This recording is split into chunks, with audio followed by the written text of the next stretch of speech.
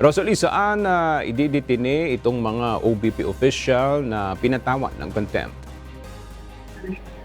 Aga ipinag-utos ng House Good Government and Public Accountability na ma-detain sa premises ng House of Representatives ang mga opisyal ng tanggapan ni Vice President Sara Duterte matapos patawan ng mga ito ng contempt.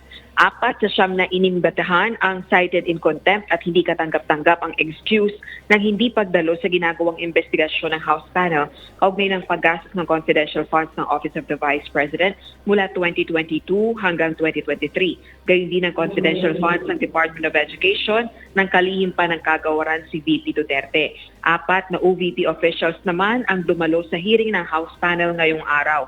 Samantalang ang Chief of Staff ng OVP na si Attorney Zuleika Lopez na nasa Estados Unidos ngayon dahil nasa kritikal na kondisyon ang tiyahin ay pinabibigyang muli ng sabina ng komite. May ipinadalang excuse letter ang 4 na OVP officials na cited in contempt, kalakip ang kanilang travel authorities. Gayunman, hindi ito katanggap-tanggap para sa mga miyembro ng House Committee on Good Government and Public Accountability.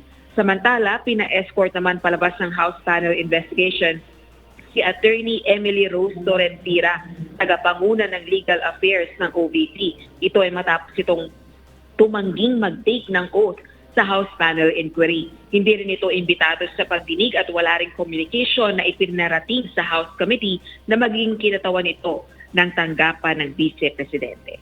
Balik sa iyo, Aga. Maraming salamat, Rosalie Coz.